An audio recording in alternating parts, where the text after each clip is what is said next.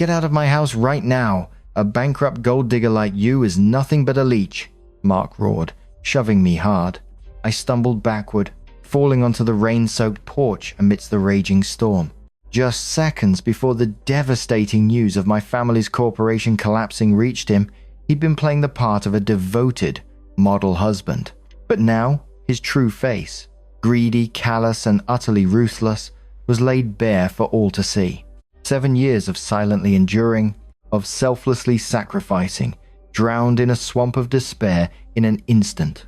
Welcome everyone to my channel. Today, you will witness how a discarded wife rose from the ashes, using her intellect to retaliate, and making those who wronged her pay a steep price. Please remember to like, subscribe, and leave a comment to support me. The late autumn downpour in Seattle lashed down in sheets, bringing with it bone-chilling gusts of wind. Thunder rumbled, tearing at the inky black sky. I stood there, drenched in the blinding rain, my entire body trembling uncontrollably.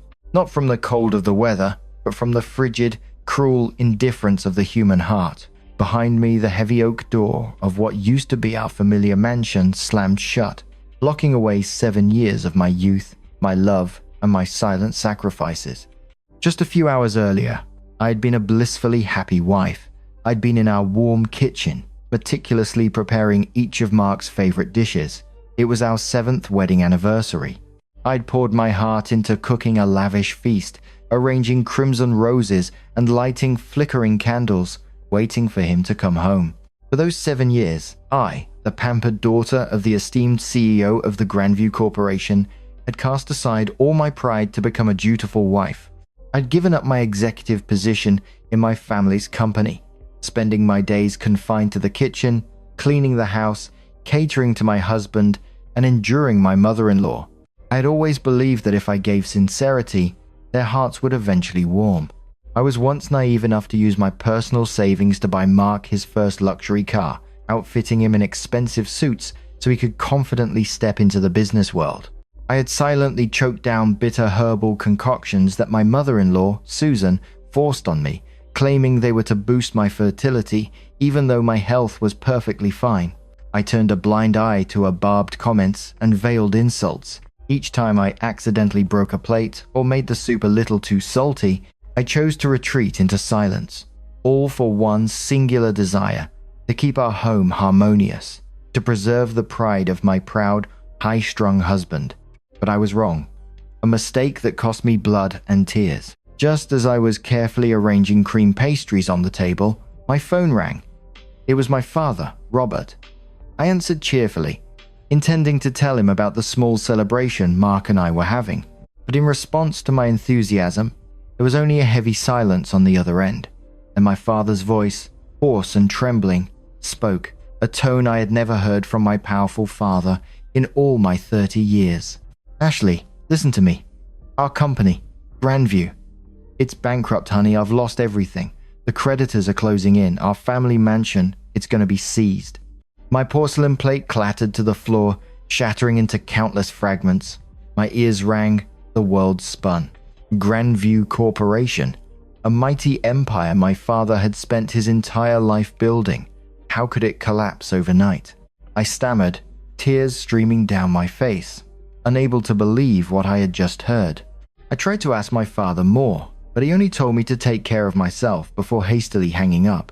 Just then, Mark pushed open the door and walked in. Seeing me collapsed amidst the shards, my face soaked with tears, he rushed over and wrapped his arms around me. With the instinct of a wife in panic, I clung to him, sobbing as I recounted the terrible news I had just received. I naively thought this man would be my strongest support, that he would comfort me through the storm, that he would tell me he would always be by my side, no matter what. But Mark's embrace suddenly stiffened. He slowly released me, taking a long step back. The look in his eyes held no trace of pity or concern. Instead, there was stunned scrutiny and a chilling, calculating coldness that made my skin crawl. What did you say? Grandview Corporation bankrupt? Your dad's broke? Mark's voice was clipped, his face darkening. Before I could answer, he quickly pulled out his phone, walked to the corner of the room, and made a call. Hello, Uncle Richard. This is Mark. Can I ask you if the rumor about Grandview Corporation filing for bankruptcy is true? Yes, I understand.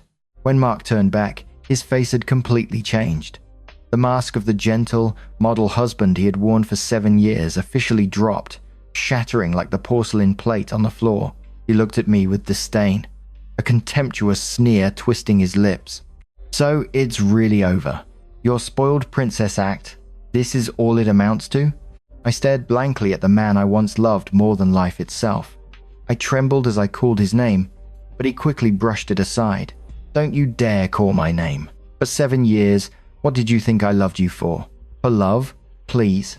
What I needed was a position in your father's corporation, those lucrative contracts, the prestige of being the CEO's son-in-law. I endured your princess-like habits, gritting my teeth through your family's condescending glances, all for that billion-dollar empire. Now your father is broke, and you're just trash, a burden, nothing more. I don't have time to support a penniless leech. Each word he uttered was like a carving knife, hacking at my heart. It turned out that behind that dignified, humble facade, he was nothing but a gold digger, a blood-sucking parasite. My sacrifices, my obedience, all were just a joke in his eyes. My silence all those years was just foolish complicity, enabling an ungrateful, disloyal wretch. Just then, heavy footsteps thudded down the stairs. My mother-in-law, Susan, appeared, her face contorted with murderous rage. She had been standing on the staircase, listening to everything. Normally, she would feign sweetness in front of my father, always extracting money, constantly praising her generous in-laws. But behind my back, she would always nitpick and criticize me, every little thing. Now, knowing the gold mine had dried up, her true, brutal nature was revealed in its most raw and savage form. Oh, for heaven's sake, you jinx, you brought poverty and ruin into this house. Susan lunged forward without a word, delivering a stinging slap across my face. The blow was so hard that my lips split and bled. My ears rang. She snarled like a wild animal, her hands gripping my long hair and yanking my head back. How long do you intend to sponge off my son? Now your family is ruined. Are you going to drag our family down with you? Get out of my house, right now. You useless baggage. You fruitless tree. A woman who can't bear children is nothing but poison. I choked back sobs, trying to pry her hands away, but couldn't.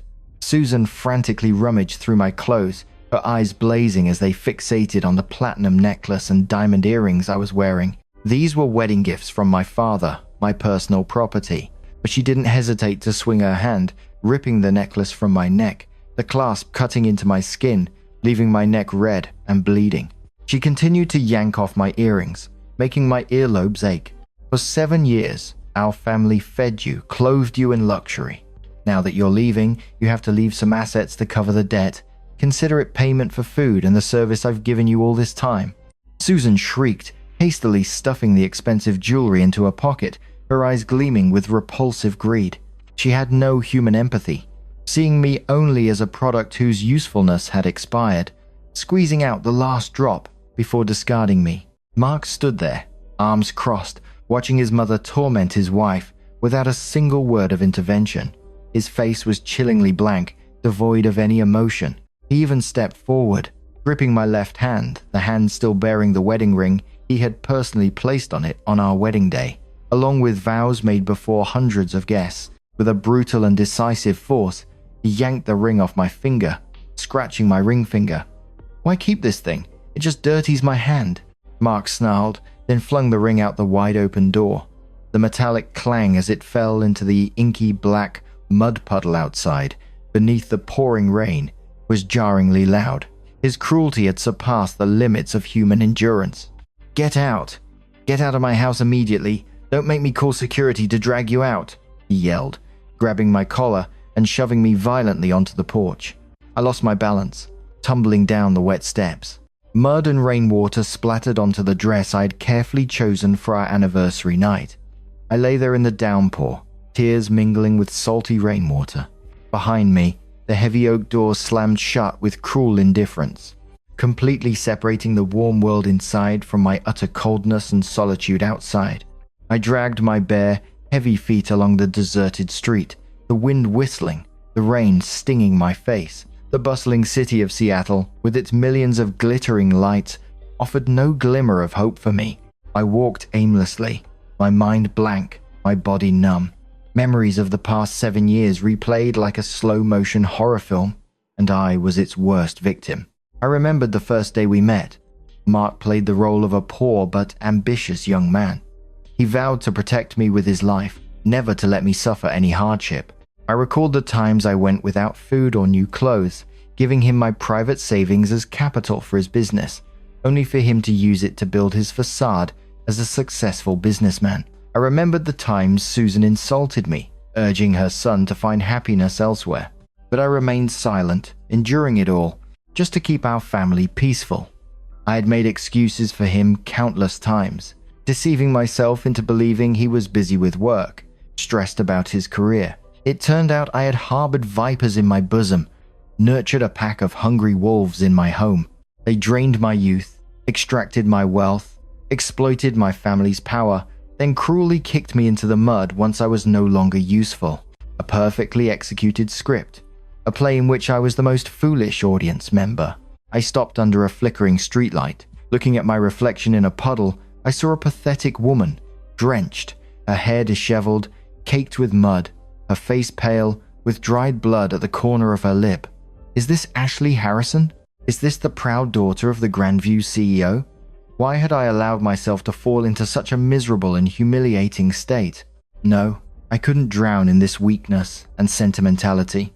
The rain continued to pour, washing away the layers of mud from my face, washing away the last drops of my timid tears. Standing amidst the storm, a strange sensation permeated my veins. The extreme pain slowly froze, transforming into a fiercely burning fire of resentment. I clenched my hands tightly, my nails digging into my flesh until it bled, but the physical pain was nothing compared to the wound in my heart. The long-suffering woman named Ashley had died the moment that door slammed shut. Kindness misplaced is a poison that kills oneself. Lenience with evil is cruelty to oneself. From this moment on, there would only be a cold, ruthless, and decisive Ashley. A phoenix preparing to be reborn from the ashes, ready to reclaim everything those 7 devils had stolen with interest. That fateful rainy night was not the end, but the beginning of the most brutal counterattack. A new game where I would dictate the rules, making those who had trampled me wish they were dead. I walked numbly down the wet asphalt road. The relentless drumming of rain on the broad leaves of the trees squeezed my heart. In the pitch-black night of the city, I felt like a piece of trash, carelessly discarded. But even in that moment of utter despair, my hand inadvertently brushed against the cold phone deep in my jacket pocket. Thanks to the thick jacket, the phone hadn't been completely soaked. I trembled as I pressed the power button. The screen flickered faintly, displaying a short message from my father's number, sent just seconds after that fateful call. The message contained only a few words. Take a taxi immediately to apartment 170, 5th floor, Central Tower. Absolutely do not cry and do not tell anyone. The message was like a lifeline thrown into a murky sea. I didn't understand what was happening. Why would my father, a man who had just declared himself bankrupt and penniless, ask me to meet him in one of Seattle's most luxurious locations, Central Tower? That place was a symbol of wealth, of the ultra-rich, where even a square foot of land was worth a fortune. My mind reeled, but instinct and absolute trust in my father urged me forward. I flagged down a passing taxi. The elderly driver looked at me through the rearview mirror with extreme apprehension. A woman drenched, hair disheveled, blood at the corner of her lips, and vacant, red-rimmed eyes. I probably looked more pathetic than anyone on earth at that moment. But he didn't ask a single question, only quietly pressed the gas pedal, taking me toward the skyscraper that pierced the inky black clouds. The car stopped in front of the grand lobby, gleaming with golden lights. I trembled as I stepped out, dragging my battered body through the automatic glass doors. Everyone in the lobby turned to look at me with curious and disdainful eyes. Perhaps they were wondering why a disheveled beggar dared to set foot in this sanctuary of prosperity. I tried to shrink into myself, walking with my head bowed toward the reception desk. I timidly gave my name, and the room number my father had provided. Strangely, the female receptionist showed no disdain. She immediately bowed respectfully, then personally led me down a plush red-carpeted hallway to a private elevator reserved for VIP guests. The elevator shot upward, carrying with it the frantic thumping in my chest. What awaited me? Had my family truly lost everything, or was this a crazy dream from which I hadn't yet woken? The elevator doors opened, revealing an apartment so vast, overwhelming, and breathtakingly luxurious that I gasped. From the imported leather sofas and expensive artwork to the massive glass walls overlooking the storm-swept city, everything exuded ultimate power. And in the center of that magnificent space, my father, Robert, sat calmly on an upholstered velvet armchair. He wore a high-quality silk robe, holding a glass of deep red wine that emitted a rich aroma. His face was serene, his eyes sharp as an eagle's, showing no trace of a man who had just lost his entire fortune. Seeing me enter in such a pathetic state, he set down his wine glass, letting out a soft sigh. A flicker of sorrow crossed his eyes, but it was quickly replaced by an icy resolve. Dad, what is this? Didn't our family go bankrupt? Wasn't our house seized? Do you know Mark and his mother just threw me out? I burst into tears, rushing to collapse at his feet, pouring out all the humiliation and bitterness I had just endured. My father didn't help me up immediately. He let me cry until the last drops of my weak tears were exhausted. Then he reached out, took a warm cotton towel, and gently wiped the dried blood from the corner of my lip. His voice, deep yet authoritative, echoed clearly in the silent space. My foolish daughter, Grandview Corporation is still standing strong as a mountain. There was no bankruptcy, no seizure notice.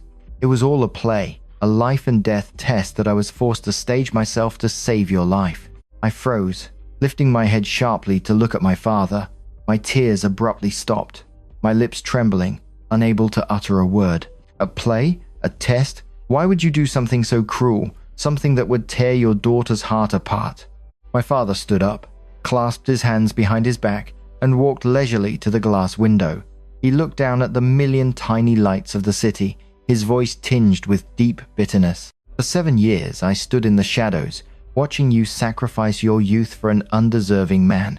I watched you give up a brilliant career, relinquish your executive seat to become an ordinary housewife, catering to a man with the heart of a wolf. You loved that Mark blindly. You were so blind you couldn't see the venom flowing in the veins of him and his mother. If I had remained silent, if I had continued to use my money to patch up that fake happiness, then perhaps one day, when I closed my eyes, you would have been chewed up by them, leaving no bones behind. I sat on the carpet, clutching my chest, feeling breathless. My father turned and walked to a solid walnut desk, picked up a thick folder, and dropped it with a thud onto the glass tabletop in front of me. Open it, my dear. See how the model husband you endured your mother-in-law's torment to protect stabbed you in the back. I trembled, my scratched fingers fumbling to open the cover of the folder. Black ink on white paper, sharp, colorful photos struck my eyes more cruel and piercing than any blade. The first picture showed Mark embracing a young, beautiful woman, carrying expensive designer bags as they exited a luxury shopping center. The second picture showed him and the woman passionately kissing in a romantic restaurant. I recognized the woman. She was Sarah Miller, the beloved daughter of Mr. Thompson, the CEO of my father's sworn rival corporation. But what truly crushed my heart, making the blood in my body freeze, was not just the photos of the affair. Beneath those pictures were numerous bank statements, red-flagged wire transfer receipts, cold numbers clearly displaying a massive flow of money from our joint savings account into an account under Sarah Miller's name. That was money I had diligently saved, going without meals and new dresses, just to build a future for our family. It didn't stop there.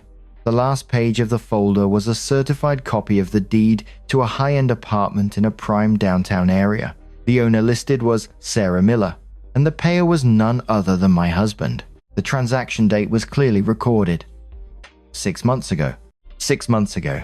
My lip twitched, a bitter, distorted smile appearing. 6 months ago, while I was staying up late and waking up early, simmering bitter herbal soups to bring him in bed, fearing he was overworking himself. While I was bowing my head, Listening to Susan's accusations for my inability to conceive, he was embracing the daughter of our enemy. He was using the money, soaked with my sweat and tears, to build a love nest for his mistress. He didn't just betray my love, he conspired with a hostile force to swallow my family's fortune whole. My father walked closer, placing his large, steady hand on my trembling, frail shoulders. That Mark, he has tremendous ambition. He married you not for love, but because he saw you as a stepping stone to enter the upper class. But when he realized I would never hand over control of the corporation to an outsider, someone so untalented and full of schemes, he joined forces with old man Thompson. Thompson used his daughter Sarah's beauty to tie Mark down, promising him a powerful position if he helped overthrow Grandview. For almost a year now, Mark has been secretly selling our project information to Thompson, causing the company many difficulties. I knew it all. I had every single one of their moves mapped out. My father's voice suddenly became sharp and stern. But I couldn't just destroy them immediately, because the biggest obstacle in my path was you. I knew you loved him blindly. If I had shown you this evidence while you were still living in that golden cage, you would never have believed me. You would have thought I was trying to break up your happiness. You would have cried, threatened to take your own life to protect that cheap love. So I had only one way: to cut down the old tree they were clinging to. I had to spread the rumor that Grandview was bankrupt, to personally tear down their hypocritical masks, so you could see with your own eyes how cruelly they would treat you when there was no money or power to protect you. Every word from my father was like a bucket of ice water poured directly onto my mind, completely extinguishing the foolishness and weakness that had clung to me for 7 long years. I looked up at the pictures, at the bank statements, at Mark's face, Sarah's smirk, and Susan's brutal slap and greedy eyes when she ripped off my necklace. All of it blended into a single poison, killing the weakness within me, but simultaneously awakening a beast called vengeance. My father was right. If I hadn't gone through this life and death rainy night, if I hadn't been thrown out like a bag of trash by the very man I dedicated my youth to loving, I would forever remain a foolish straw doll. I had lived too kindly to the point of cowardice. I had offered my sincere heart to a pack of wolves, only for them to chew it up and leave no bones. Do you understand now, Ashley? The daughter of the Grandview CEO cannot be a weak, submissive person. Do you want revenge? Do you want to reclaim everything they stole and make them pay a price 100, 1,000 times more painful than what you just endured? My father asked. His eyes shone with intense conviction. I slowly stood up. My knees ached, my entire body throbbed, but my spine was straighter than ever. I ran a hand through my rain-soaked hair, taking a deep breath to fill my lungs with the cold air of truth. My heart no longer beat with the rhythm of love. It was now beating with the rhythm of an uncompromising battle. I understand, Dad, I said. My voice was no longer clear and weak, but deep, cold, and incredibly sharp. Thank you, Dad, for giving me this valuable life and death test. From tonight, the foolish Ashley Harrison is dead. I will make Mark and his mother, Susan, and that entire Thompson family kneel at my feet and weep tears of blood. Mr. Roberts smiled, a satisfied and proud smile. He walked to the liquor cabinet, poured another glass of red wine, and handed it to me. Drink, my daughter. Drink to celebrate the rebirth of a queen. Our next plan doesn't require brute force, nor cheap, noisy public brawls. We are business people.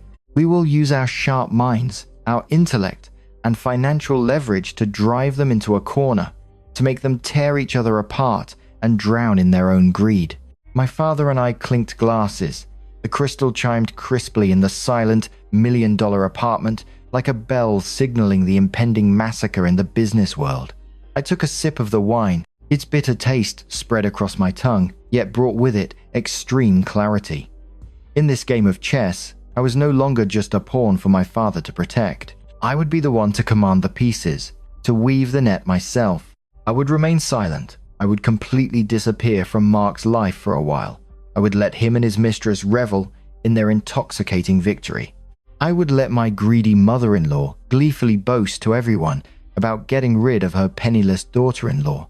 The higher they climb, the harder they fall. I would personally lay out the red carpet for them to step onto their illusory peak of glory. then I would be the one to kick the chair out from under them, sending them plummeting into the abyss. The rain outside still poured heavily, but in my heart, a new sun was rising, bringing with it the dazzling light of ruthlessness and wisdom. This game, I will definitely win. The morning sunlight streamed through the reinforced glass wall of the apartment on the 75th floor, waking me from the shortest yet deepest sleep I'd had in 7 years. The raging storm of the previous night had vanished, leaving Seattle with a clear, cloudless sky. I got out of bed, my bare feet sinking into the soft sheepskin rug, and walked directly to the large mirror in the dressing room. The woman in the mirror stared back at me, her eyes swollen, the corner of her lip red from Susan's slap, and her long hair disheveled and messy. This hair I had once meticulously cared for, only because Mark had said he liked traditional women with long hair. That foolish tradition had bound me, turning me into an obedient doll for him and his mother to manipulate. I picked up the phone and dialed a number. In less than an hour, a top hairstylist from the city arrived at the apartment with his personal team of assistants. There were no tears, no hesitation, no regrets. I sat quietly in the cushioned chair, my eyes sharp and cold, looking straight into the mirror. Cut it all off, cut it short, the edgier, the better. The sharp snip of the scissors echoed in the silent room. Each long, black lock of hair fell to the floor, light and lifeless. With every cut, I was personally severing my own misery, severing the image of a submissive, weak, and long-suffering Ashley Harrison. 7 years of cherished emotions were now just worthless garbage. When the stylist finished the last snips, I opened my eyes wide. In the mirror, I was no longer the meek housewife. The short, sleek haircut framed my face, accentuating my proud, high forehead and delicate neck. The makeup team then stepped in, covering up the bruises, sharpening my eyebrows like blades, and painting my lips with a powerful, deep red lipstick. I stood up, shedding the mud-soaked dress from the previous night, and put on a meticulously tailored pitch-black business suit, paired with pointed high heels adorned with shiny metal. Each step I took on the hardwood floor resonated with a strong rhythm, a sound of ultimate confidence. My father, Robert, pushed open the door and walked in.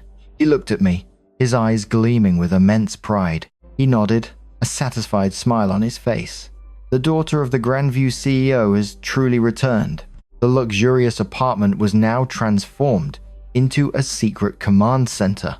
My father had brought in stacks of documents, financial reports, project files, and 3 large computer monitors displaying constantly flickering stock charts. 7 years without touching ledgers. 7 years spent only around oil and fish sauce. The excellent business management knowledge I had graduated top of my class with seemed to have been buried by time. But no, as I flipped through the first pages of the reports, as the numbers of revenue, expenses, and profit margins danced before my eyes, a sharp business instinct, inherited from generations, immediately surged within me. The entrepreneurial blood in my veins boiled. In the days that followed, I barely slept. I plunged into reading, analyzing, and cross-referencing every financial flow of Grandview Corporation.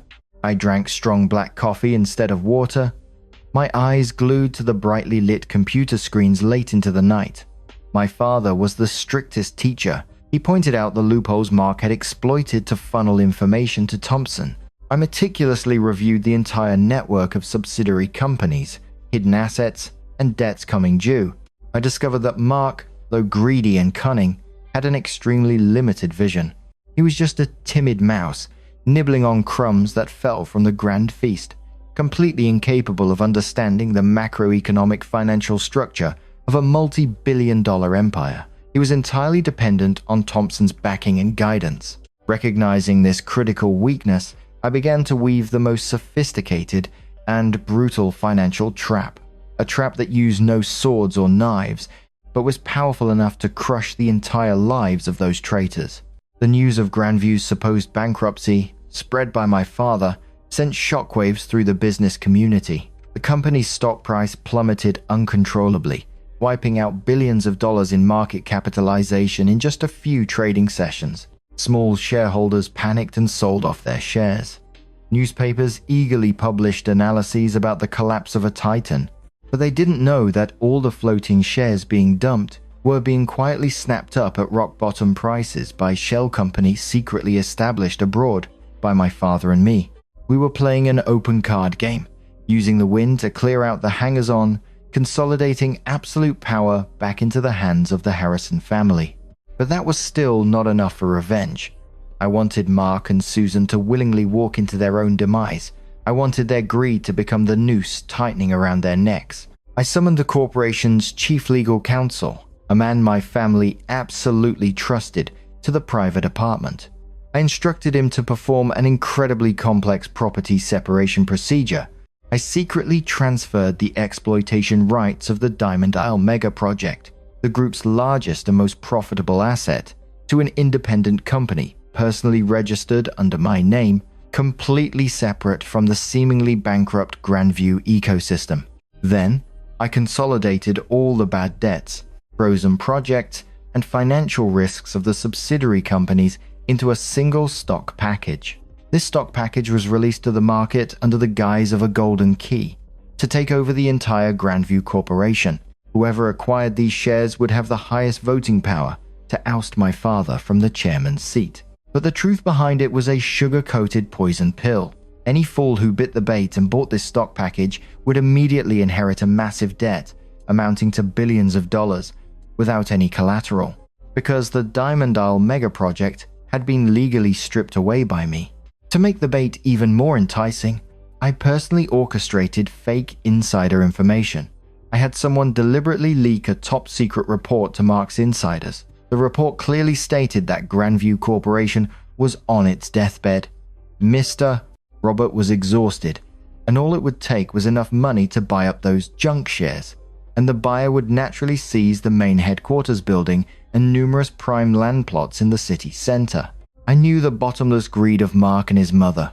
For 7 years, Susan had constantly badgered her son to rise to power, to oust his wife's family and swallow their fortune.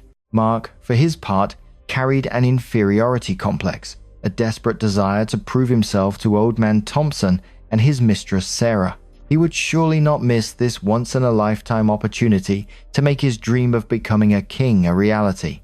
Late one evening, I stood with my arms crossed before the glass window, intently watching the flickering stock charts. A large amount of money suddenly poured into the market, quietly acquiring the deadly stock packages I'd released. I smirked, a chilling smile. The numbers on the screen showed this money coming from various sources: small investment funds, personal real estate mortgages, and especially from shady loan sharks with exorbitant interest rates. They had taken the bait.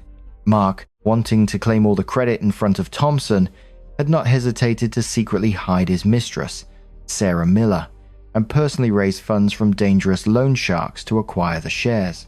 He thought he was a cunning wolf, but he was merely a pig fattening itself for the slaughter. I raised a cup of unsweetened coffee to my lips. The bitter taste slid down my throat, mingling with the burning desire for revenge.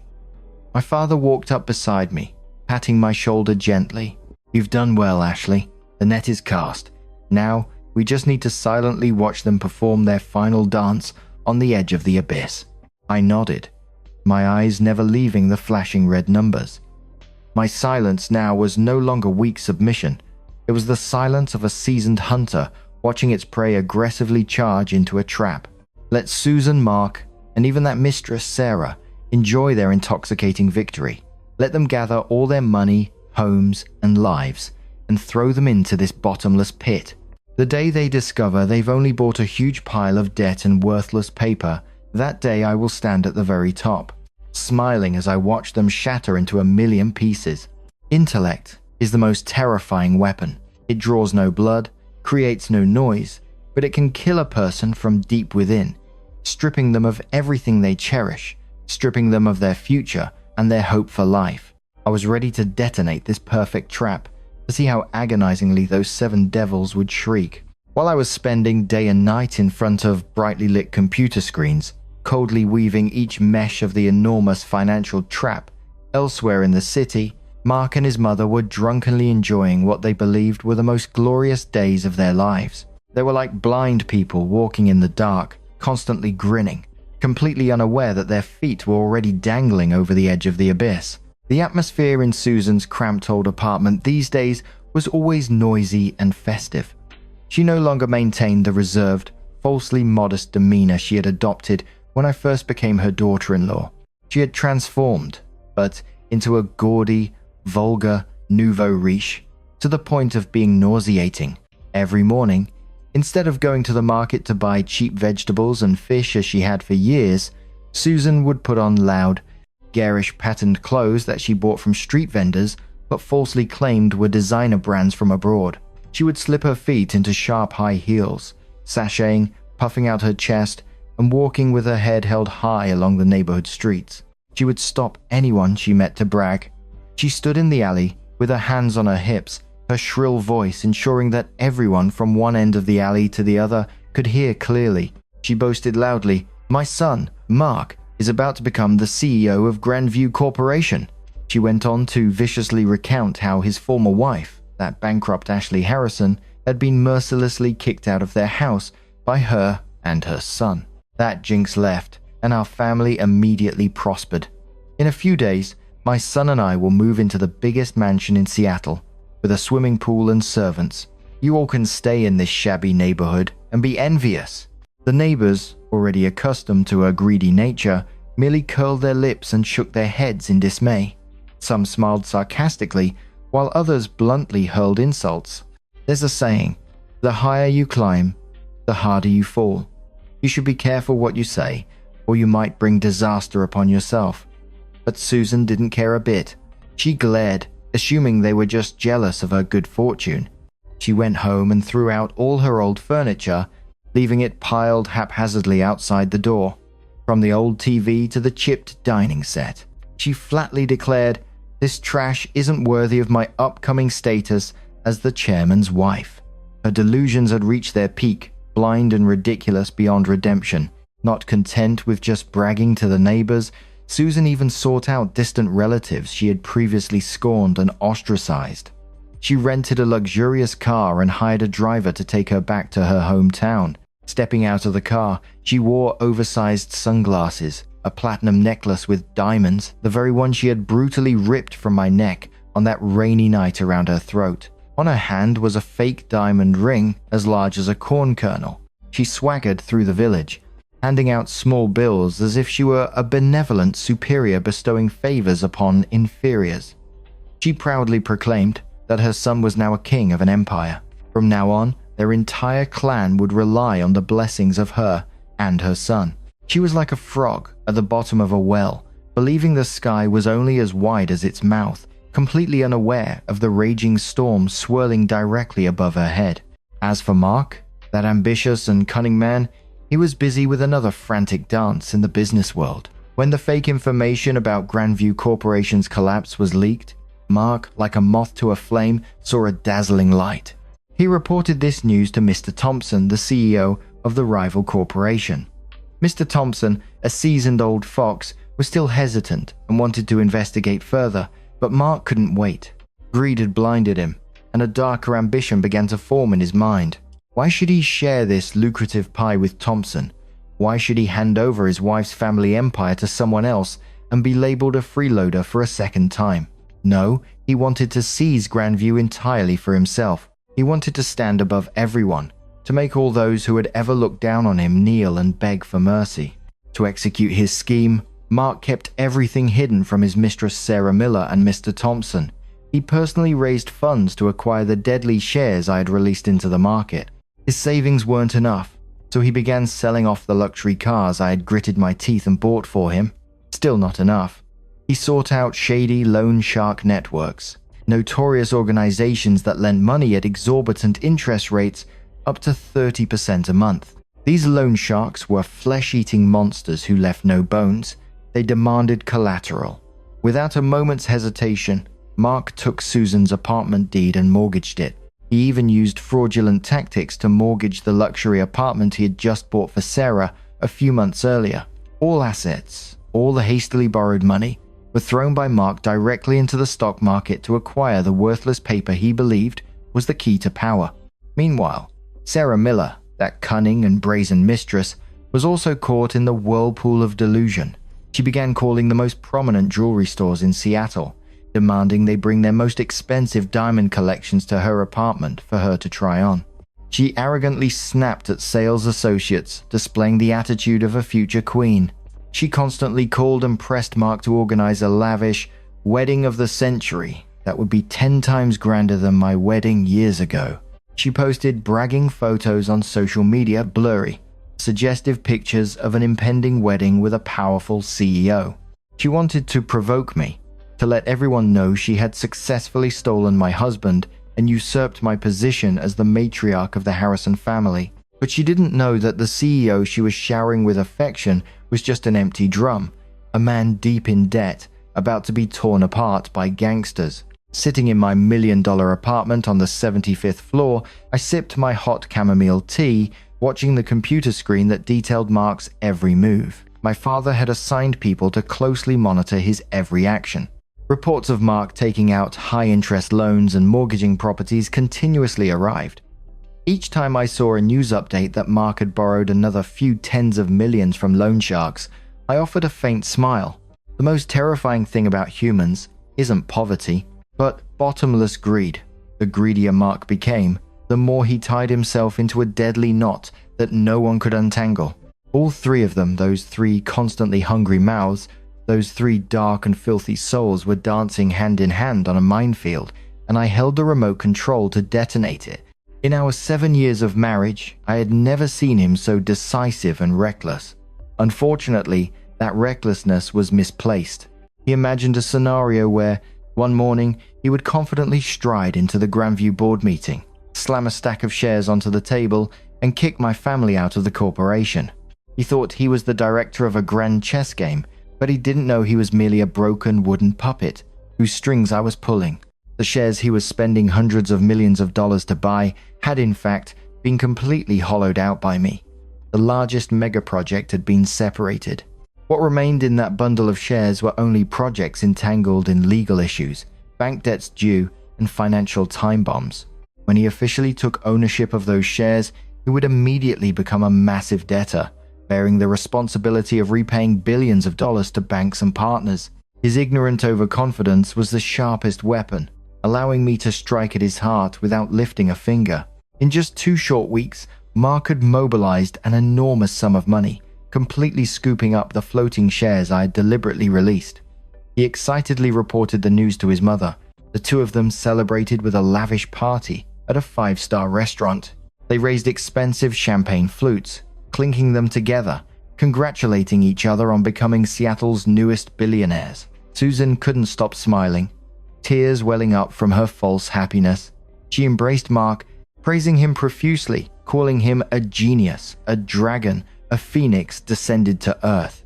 They had no idea that the clinking of those glasses was their death knell. The Seattle night fell, the high-intensity streetlights casting a yellowish glow into the sky. I stood there, my silhouette etched against the reinforced glass wall of the luxury apartment, looking down at the hurried stream of cars below, like tiny ants. In the depths of my heart, silence enveloped everything. No more noisy resentment, no more pitiful tears.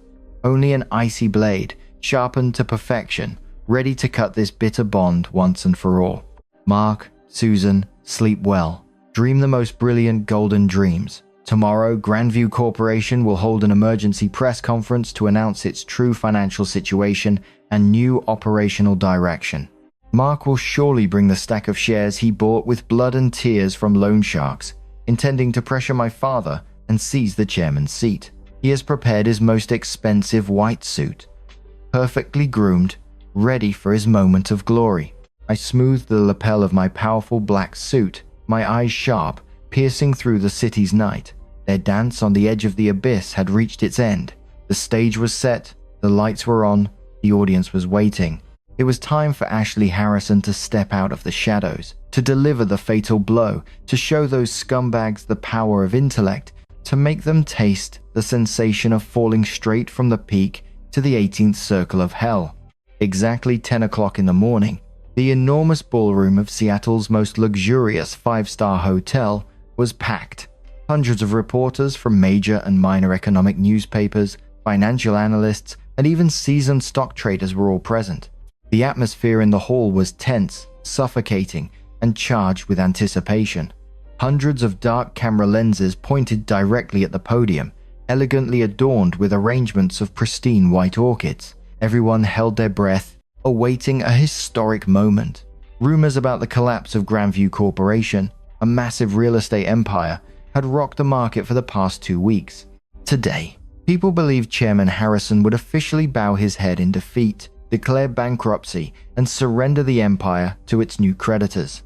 In the very first row, in the most VIP section arranged specifically for them, Mark sat with his legs crossed, an air of extreme arrogance about him. Today, he wore an expensive white suit, his hair slicked back with gel, immaculately groomed to the last millimeter.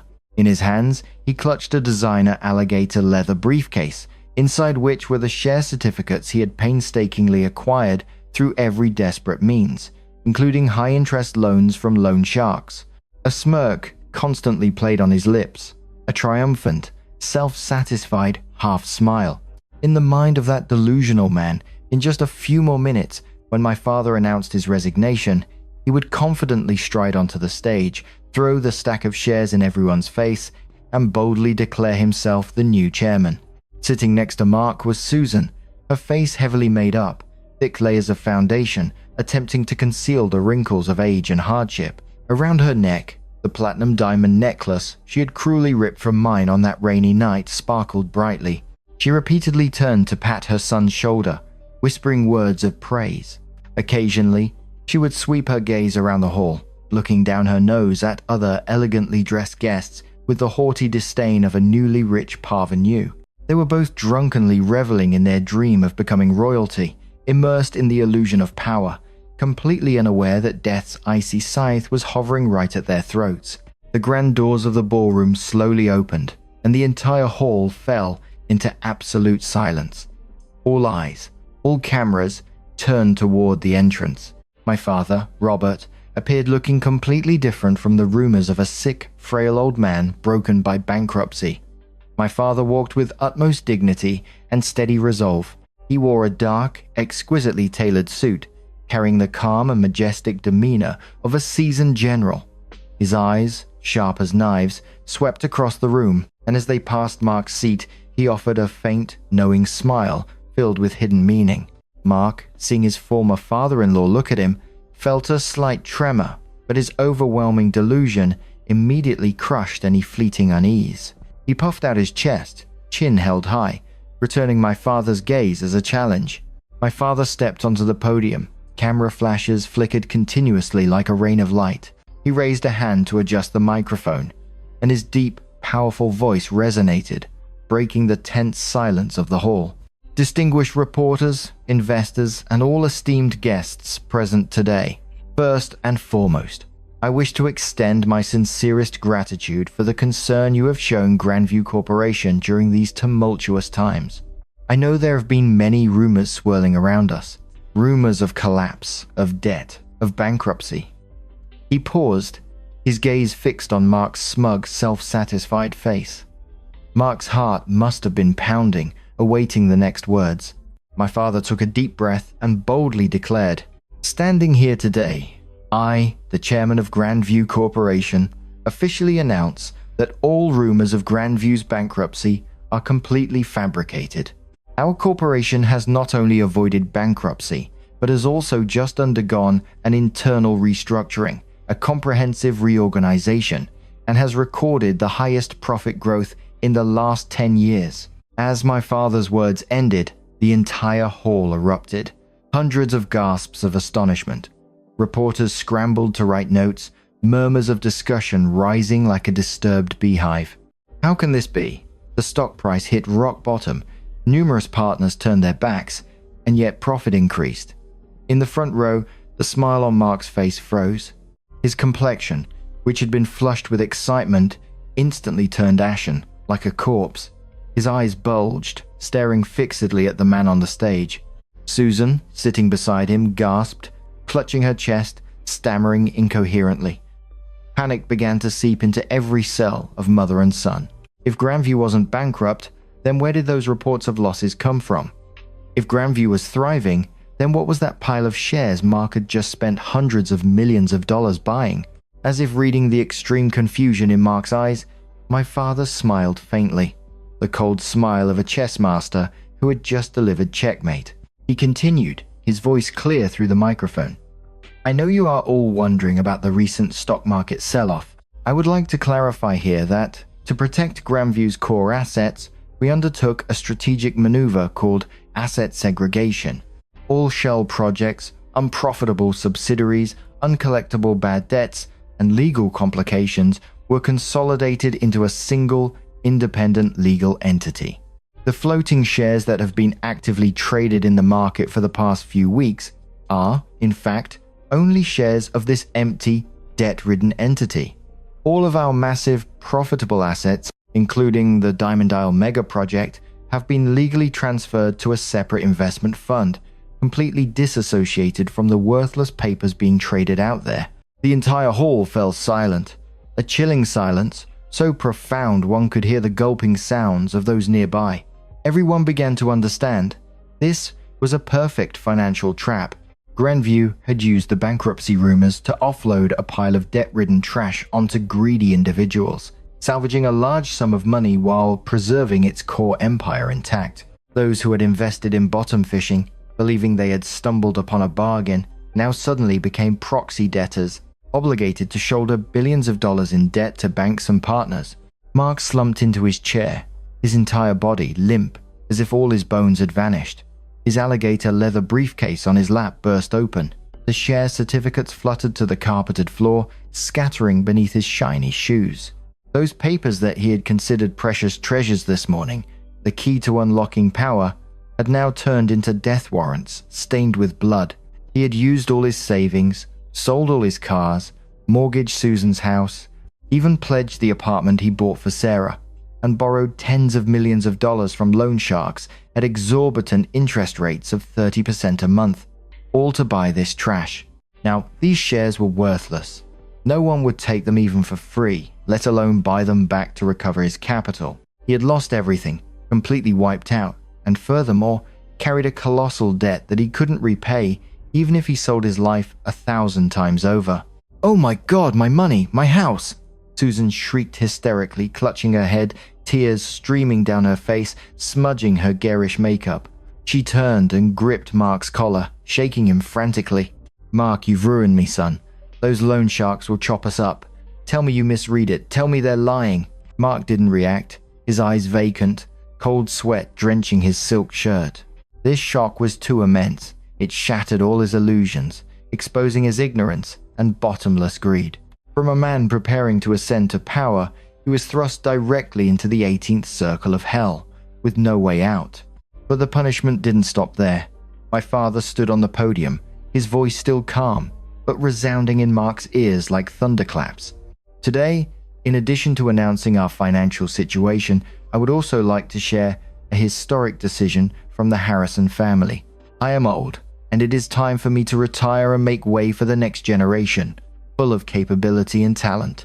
I am honored to introduce the person who will take over the position of chairman of the board of Grandview Corporation, the person who single-handedly designed the strategy that protected our corporation, my own daughter, Ashley Harrison." The central stage lights abruptly cut out. Then a dazzling beam of white light shone directly onto a side door in the auditorium. Heroic orchestral music swelled, and from within that stream of light, I emerged. No longer the weak, pale Ashley, drenched in the stormy night. No longer the submissive wife who meekly endured her mother-in-law's insults. The Ashley of today wore a powerful suit, her figure elegant, yet exuding an overwhelming authority. Her short, edgy haircut, her deep red lipstick, and her eyes sharp as blades sliced through the air. Each step I took in my high heels was firm, proud, and carried the power of a queen returning to reclaim her throne. Hundreds of camera lenses immediately turned toward me. The clicking of shutters resounded continuously, capturing the astonishing transformation of a new chairman. I walked to the podium, taking the microphone from my father's hand. I didn't look at the crowd of reporters, but my gaze, like an arrow, shot directly and fixedly at Mark's face, contorted with horror. Our eyes met. In his eyes was terror, humiliation, and utter despair. In my eyes, there was only boundless coldness, an ultimate contempt that chilled to the bone. I'd once cherished this man, once knelt to beg Susan for mercy, once silently endured insults to protect that fake family. But that fateful rainy night had killed my foolish kindness and molded the ruthless Ashley of the present. Good morning, everyone. My voice, clear yet heavy with authority, echoed through the hall. I am Ashley Harrison, the new chairman of Grandview Corporation. Lately, many of you may have heard fabricated stories about my personal life, about me being a leech rejected by my in-laws. Today, I stand here not to justify myself, but to affirm a truth. Intellect and strength of character are a woman's most precious ornaments. I paused, a faint smile playing on my lips, my eyes still fixed on Mark. In business, ambition is a driving force, but boundless greed and deceit will be the grave of those who deem themselves clever. I extend my sincerest congratulations to the new shareholders who have just spent hundreds of millions of dollars to acquire our subsidiary company. I wish you sufficient health and courage to bear the billion-dollar debt you have so gleefully taken on. I hope you find an amicable solution with the creditors waiting out there, especially those high-interest loan sharks. My words were a fatal stab, plunging directly into Mark's heart. He flinched, clutching his chest, gasping for breath. My warning about the loan sharks had hit his deepest, most primal fear. Loan sharks were not business partners on paper. Once they realized their debtor had lost everything and could no longer pay, they wouldn't leave him alone. They would descend upon Susan's house, ransack it. They would seize Sarah's apartment, and they would hunt him down to recover every single bloody penny.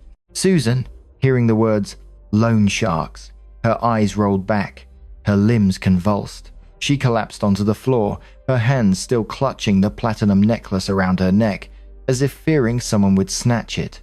But how ironic, that stolen necklace now looked like a noose tightening around her throat. She shrieked desperately, pounding her hands on the carpet, but her cries were quickly drowned out by the thunderous applause of hundreds of people in the auditorium. No one felt pity for a delusional and greedy soul. I watched the pathetic scene in the front row, my heart as calm as a placid autumn lake. There was no boisterous triumph, only a strange sense of tranquility. This stinging blow, delivered under the stage lights, used no physical force, yet it was more painful and humiliating than any whip. Mark had personally thrown me out of the house in the pouring rain, and today I used the very brilliance of intellect and pride to cast him into the depths of depravity. My 7 years of silent endurance had been exchanged for a moment of dazzling brilliance, utterly crushing the self-esteem and hope for life of those who had trampled me. The press conference concluded with resounding applause. I turned and walked away, not bothering to cast another glance at the mother and son crumpled on the floor. This game, I had won, absolutely. But I knew that Susan's bitterness and despicable nature wouldn't stop there. A cornered dog will bite back fiercely. But the Ashley Harrison of today wore an impenetrable diamond armor. No matter what dirty tricks they pulled, I would use my sharp intellect to shatter all their schemes, exposing their crimes to the light. After the humiliating blow at the press conference, Mark and Susan dragged their defeated bodies back to their old apartment. The dream of becoming billionaires, which had barely begun to flicker, was now crushed to dust. But the cruel reality tightening its grip on them wasn't just the loss of their accumulated money, it was the enormous debt owed to loan sharks. Loan sharks, those bloodhounds, were the most astute at sniffing out money and the scent of death in Seattle. Less than 24 hours after the news broke across all media outlets that Grandview Corporation had jettisoned its pile of worthless shares, heavily tattooed enforcers, armed with clubs and machetes, kicked in Susan's front door. The deafening pounding on the door seemed to threaten the entire apartment complex. Vulgar curses and frantic shouts for repayment echoed through the narrow hallways. Susan, terrified, scurried beneath the bed, clutching her head, her entire body trembling like a leaf. Mark cowered in a corner, his face drained of all color, his teeth chattering uncontrollably. He called Sarah Miller for help, but only heard a series of dead tones. He called Mr. Thompson, hoping the man who had promised to share the spoils of war with him would extend a helping hand. but the number was disconnected. They had sensed danger and immediately cut off all contact, discarding Mark like a piece of dirty, worthless rag. Cornered, the despicable and vicious nature of Mark and his mother resurfaced. For a person like Susan, who had lived her entire life by cunning calculations and bottomless greed, accepting defeat was impossible. She couldn't bear to see me, the daughter-in-law she had once trampled upon, now regally seated in the powerful chairman's chair, commanding storms and winds. In her madness and despair, Susan decided to play one last card, a shameless and dirty maneuver to drag me down with them. A few days later, while the red paint from the debt collector's demands outside their door was still wet, an exclusive video interview suddenly appeared on a social media channel, notorious for dredging up the private lives of the wealthy. This channel was known for its cheap sensationalism, not caring about verifying facts, only needing enough tears and dramatic details to sway public opinion. And Susan provided them with a flawless script. In the video, Susan appeared utterly pathetic. She had shed her flashy, garish clothes, replacing them with a threadbare, patched-up dress. Her face was gaunt, her eyes swollen and red-rimmed, her hair disheveled and limp. She sat huddled on a ragged mat, continuously dabbing crocodile tears with a handkerchief. She acted so convincingly that if I hadn't been directly involved, I might have shed a tear of sympathy for this seemingly wretched mother. To the online community, to all my neighbors, Susan began, her voice a pathetic wail, punctuated by heart-wrenching sobs. Today, I bite the bullet and expose our family's shame, only hoping that everyone will demand justice for my poor, innocent son. My Mark, he's a gentle, foolish boy. He was deceived by his wife, that Ashley Harrison, to the point of financial ruin, leaving him utterly broken. She began to weave an elaborate, yet, to those who loved gossip, perfectly logical story. She recounted how Mark was a model husband, toiling day and night to bring money home for his wife. And I, Ashley Harrison, was a lazy, wasteful daughter-in-law. Because my birth family was wealthy, I constantly looked down on my in-laws. She falsely accused me of being barren, yet claimed her family had endured it out of pity for me. The peak of her fabrication came when she clutched her chest, sobbing hysterically. She wailed that her son had caught me having an affair. She claimed I was intimately involved with our family's private chauffeur, using my husband's money to support a younger man. When discovered, not only did I show no remorse, but I conspired with my billionaire father to stage a fake bankruptcy, throwing Mark out of the house empty-handed. She blamed me for setting the trap that lured Mark into buying those worthless shares, pushing their family into debt, with loan sharks who threatened to kill them daily. It was a perfectly crafted story, intertwining a mother's tears, a promiscuous wife's betrayal, and the ruthless cunning of the financial elite. To further enhance its credibility, the video interwove blurry, secretly taken photos, one showing me talking to a male assistant in the company lobby, another of a man opening a car door for me. These perfectly normal work interactions, through Susan's malicious narrative and fake tears, suddenly became undeniable evidence of an affair. The video spread like a Category 5 hurricane. Within hours, it garnered millions of views and tens of thousands of shares. Public opinion, easily swayed and always harboring resentment towards the wealthy, immediately joined the chorus, attacking me mercilessly. A wave of vicious criticism crashed down upon me. People called me a cruel woman, a venomous snake with an angelic face, someone who leveraged her money to trample on morality. They sympathized with Mark, crowning him the most pitiful cuckolded man of the century. The image of the powerful new chairman I'd so painstakingly built was now on the verge of complete collapse before the heartless judgment of the world. The entire Grandview Corporation went on red alert. The public relations department's phones rang incessantly. My secretary rushed into my office, her face pale, forehead slick with sweat. She frantically reported that the company's stock was showing signs of a sharp decline. Major shareholders were calling with urgent questions, and dozens of reporters were gathered in the lobby, microphones poised, waiting to get a word from me.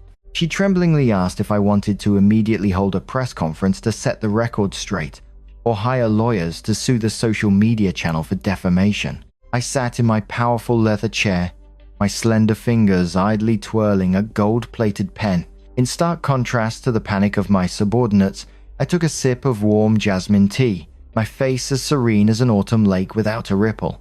I offered a faint smile, my eyes gleaming with the icy coldness of a 1,000-year-old glacier. "A barking dog doesn't bite," I calmly told my secretary. "Just remain silent. There's no need to argue with those rabid online critics. The more we explain, the more public opinion will think we're guiltily defending ourselves. The truth doesn't need tears or insults to be proven. Let them dance until they're exhausted. The pinnacle of retaliation isn't yelling in your enemy's face, but delivering a fatal blow that shatters their entire being, ensuring they can never again raise their heads to bark another word." I understood the psychology of the masses perfectly. The flame of public opinion was burning fiercely. If I tried to douse it with a small cup of water, it would only flare up more intensely. The only way to put out this fire was to drop a truth bomb powerful enough to obliterate all of Susan's despicable arguments. I had prepared for this day. The evidence my father had painstakingly collected, the top secret documents I now possessed, were the sharpest sword for me to deliver the final judgment. I waited precisely 3 days, until the story reached its peak of public outrage, when Susan and Mark were gleefully basking in the public sympathy, believing I was frightened and had conceded defeat. At exactly 8 o'clock on the morning of the 4th day, the most devastating counterattack was unleashed. There was no noisy press conference, no tearful, melodramatic online posts pleading my innocence. I simply ordered the public relations department to send out a single email. An email dispatched simultaneously to the inboxes of all major legitimate news agencies across the country, reputable television networks, and leading economic news sites. The subject line of the email contained only a few concise words, yet carried immense weight. The Truth File, the marriage of Ashley Harrison and Mark Stevens. Accompanying it was a polite yet firm message. "We trust in the fairness and professional ethics of your esteemed news organizations. There is only one truth, and it lies within these attached documents." The email contained not a single line of emotional recounting, only numbers, images, and legally binding documents as solid as bedrock. This ironclad dossier was divided into 3 clear sections, each a hammer blow aimed directly at the skulls of my accusers.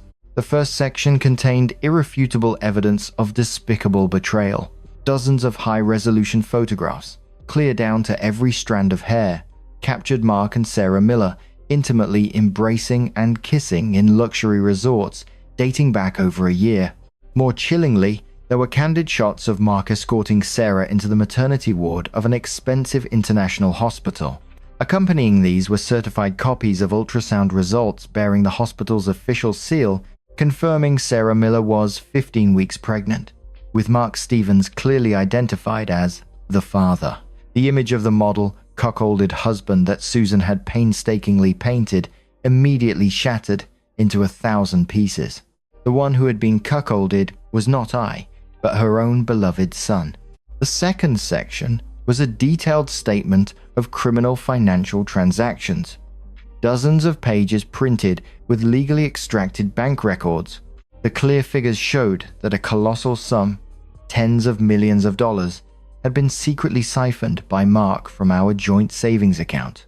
This money flowed directly into Sarah Miller's personal account to purchase designer goods, luxury cars, and notably to fully pay for a high-end condominium in downtown Seattle under her name. Simultaneously, other murky funds were transferred to shell companies operated by Mr. Thompson. This was ironclad proof, exposing the conspiracy between the treacherous son-in-law and the rival competitor to stab his wife's family in the back.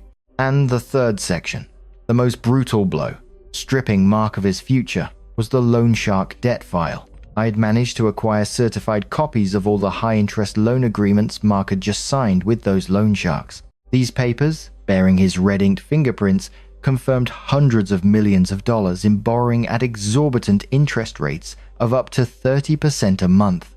More horrifyingly, the collateral documents attached were none other than Susan's apartment deed, and even the fraudulently obtained ownership papers for Sarah Miller's apartment. His greedy, foolish, and reckless nature was laid bare under the harsh light of day. There was no trap here. He himself had wielded the knife to his own throat, blinded by power.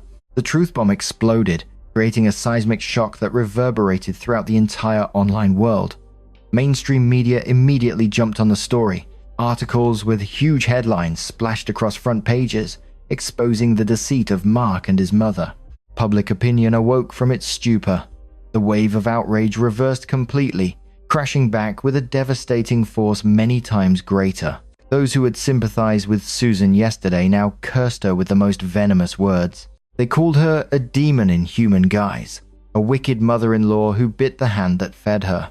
They condemned Mark as a despicable wretch, a man who clung to his wife's family only to betray and turn on his benefactors. The social media channel that had hosted Susan's tearful video was overwhelmingly reported by the online community, forced to delete the video entirely and issue a public apology for spreading false information.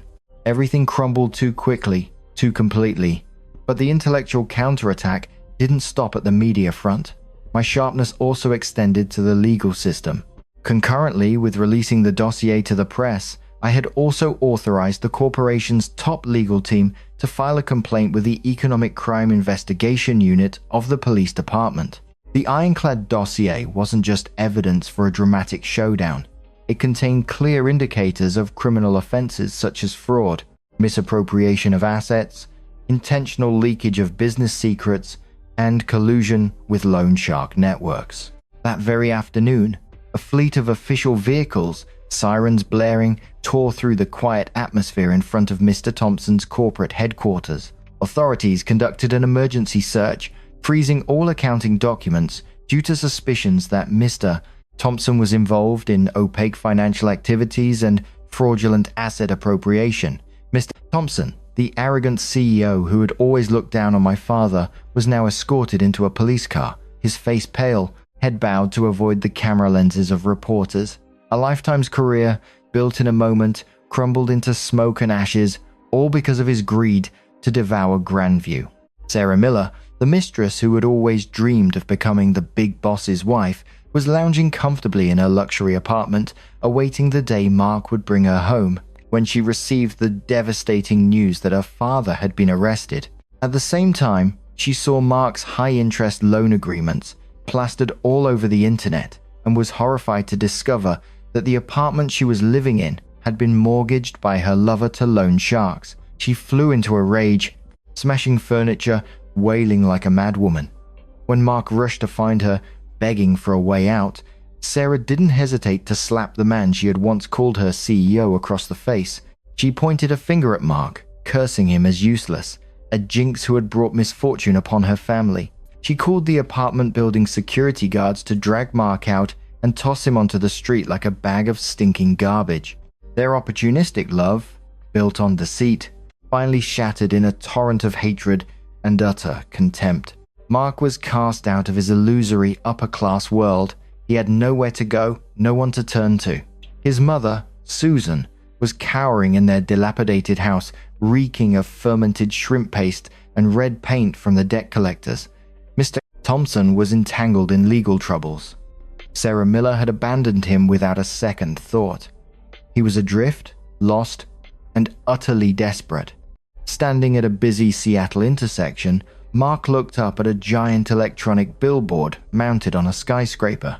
On it, my face, Ashley Harrison, the new chairman of Grandview Corporation, shone brightly with a powerful smile and proud eyes. The distance between us now wasn't just about money. It was an entire universe of character and intellect. He once thought he could easily crush me under his heel, but he was wrong. I didn't scream, didn't cry, didn't cause a scene in the streets. I used the mind of a woman forged in storms. I used silence, sharp as a razor, to expose his crimes, allowing the law and karma to automatically seek out and punish the perpetrators. The play had officially ended, and those who played the villains were now paying the dearest, most painful price with their lives. The century-long fraud drama officially ended, making way for a whirlwind of karma that descended upon Mark and Susan with a terrifying speed far exceeding any legal judgment. Loan sharks were never philanthropists. They were bloodthirsty demons in human guise. When the news articles exposing the truth about the worthless shares Mark had acquired spread online, they immediately understood that their debtor had become a penniless, utterly defeated man, incapable of paying even a dime. Interest compounded on interest. The 30% monthly interest rate quickly ballooned into a colossal debt, swallowing their entire capital, their future, and even the last shred of their vitality. On a gloomy afternoon, the Seattle sky was as grey as a reflection of their tragic fate. Dozens of heavily tattooed gangsters, wielding clubs and machetes, kicked open the iron door of their old apartment. Loud, vulgar shouts and the crashing sounds of smashed furniture echoed shrilly, tearing through the quiet atmosphere of the entire neighborhood. Susan, the woman who just yesterday had puffed out her chest and called herself the chairman's wife, walking arrogantly and disdainfully among her neighbors, now cowered on the cold cement floor. She repeatedly banged her head, her hands clasped together, begging the menacing gangsters. Tears and snot streamed down her wrinkled, aged face. She wailed, pleading for more time. She vowed to sell her blood, sell her kidneys to repay the debt. But in response to her pitiful cries were only ruthless kicks to her chest, sending her sprawling on the floor, coughing violently, even spitting fresh blood. Mark, the man who had once worn a sleek white suit, dreaming of becoming a king, was now dragged out of the bedroom into the living room by two burly gangsters. His face was swollen and bruised, the corner of his mouth split and bleeding after the brutal beatings he had endured to force repayment. He was gaunt, trembling like a whipped stray dog, not daring to look anyone in the eye. The debt collectors coldly announced the seizure of all their assets. They threw the mother and son's clothes and personal belongings into the hallway, as if discarding stinking bags of garbage. The single deed to their home, which Mark had mortgaged to them, was now officially changing hands. The mother and son were evicted from their home, empty-handed, wearing only their torn, shabby clothes. Neighbors stood in a circle, watching and pointing. No one extended a helping hand, nor did anyone offer a word of sympathy. The women Susan had once scorned and cursed as poor and lowly when she was deluded about becoming a big boss's wife, now stood with crossed arms, smiling bitterly. Some offered sarcastic remarks. You reap what you sow. What goes around comes around. Heaven has eyes. No one gets away with evil. Each word was like a needle piercing Susan's eardrums, filling her with shame and humiliation. She could only clutch her gaunt hands to her face, bowing her head on the staircase, weeping hysterically. The tears of belated remorse mingled with ultimate bitterness. She had personally thrown away her family's livelihood, personally driven away a dutiful daughter-in-law, only to bring in a pack of hungry wolves. And now she had to pay the steepest price for her own foolishness and bottomless greed. Evicted from their home, Mark and Susan began a nomadic existence, living the lives of those at the bottom of society. They drifted to a damp, foul-smelling concrete underpass on the outskirts of Seattle, using tattered cardboard boxes as beds and plastic sheets as shelter from rain and sun. Susan, who had once dreamt of luxurious living, now spent her days carrying a large sack, collecting plastic bottles, scavenging through stinking garbage cans at roadside eateries for scraps to survive.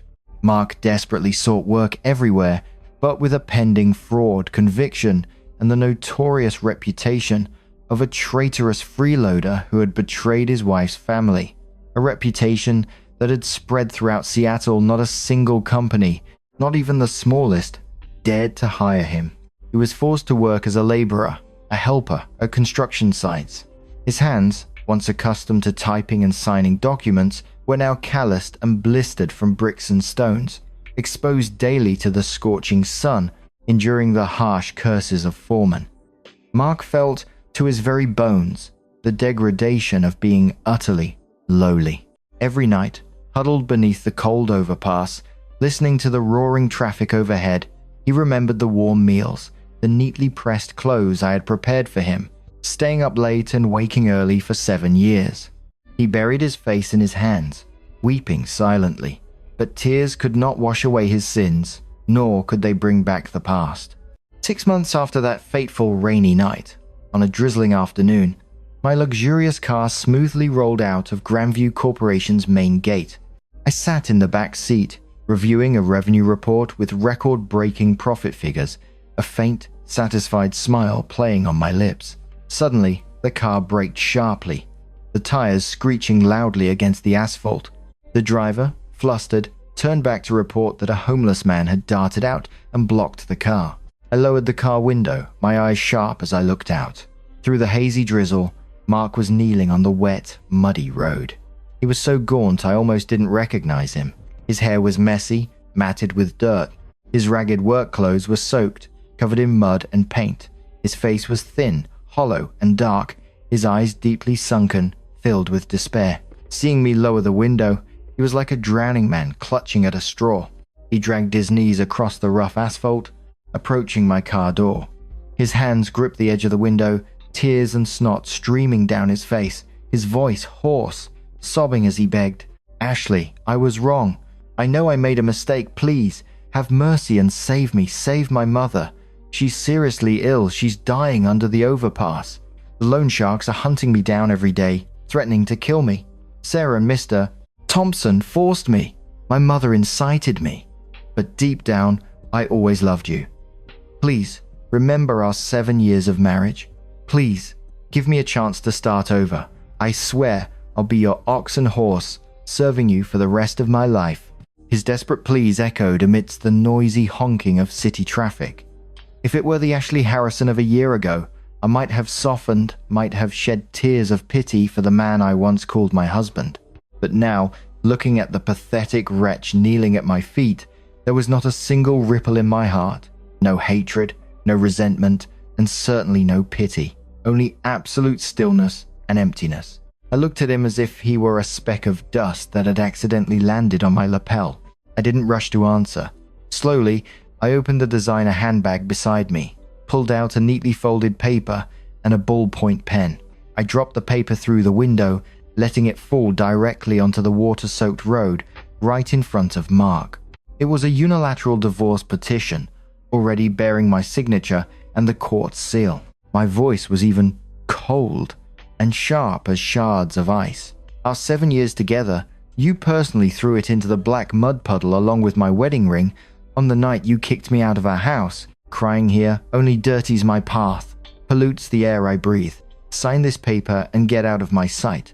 Never appear before me again. Don't blame circumstances. Don't blame your mother or that mistress. Your own despicable, faithless nature and bottomless greed have dug your own grave.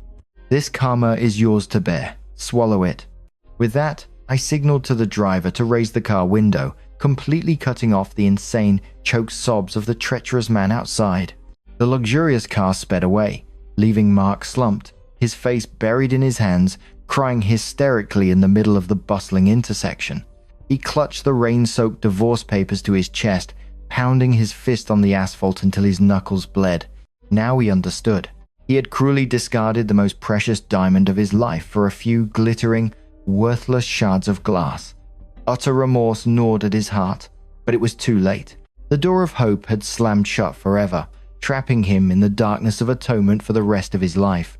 Leaving behind the ashes of the past, I continued on my own path, with a pride and radiance I had never known. 3 years passed in the blink of an eye. Under my decisive leadership, intellect, and sharp strategic vision, Grandview Corporation not only spectacularly overcame its fabricated crisis, but also rose to become the strongest real estate and financial empire in Southeast Asia. The Diamond Isle mega project was completed, yielding colossal profits of billions of dollars. I was honored in leading economic magazines as an inspiring businesswoman, a symbol of female empowerment, self-reliance, and independence. My father, Robert, now completely at ease, enjoyed his golden years, spending his days fishing and playing chess. A radiant smile always graced his lips, filled with pride for his little girl who had truly become a soaring phoenix. And the most wonderful reward fate granted me after the storms was a brilliant dawn called true love. I found him, a talented architect, calm and mature. He wasn't a loud, boastful billionaire, nor did he come to me for my billions in assets or my powerful chairman's seat. He loved me for who I was, loved the resilience hidden beneath my slender frame, and loved even the deep hidden scars in my soul. He always listened to me with understanding, respected my every decision in the business world, and was always the strongest shoulder for me to lean on whenever I felt tired. Our wedding took place on a sun-drenched afternoon by the clear blue ocean. There were no thousands of guests, no noisy media, only my father, my dearest friends, and the rhythmic sound of the waves as witnesses to our sacred vows. Donning a pristine wedding gown, I tightly held the hand of the man who truly cherished me, a blissful smile on my lips. Now I understood the deepest truth of a woman's life. Our worth is not in standing behind a successful man, nor in enduring sacrifices to the point of losing ourselves. The most precious, dazzling ornaments of a woman are not diamonds or silks and brocades, but financial independence, pride in her soul, and sharp intellect in her thinking.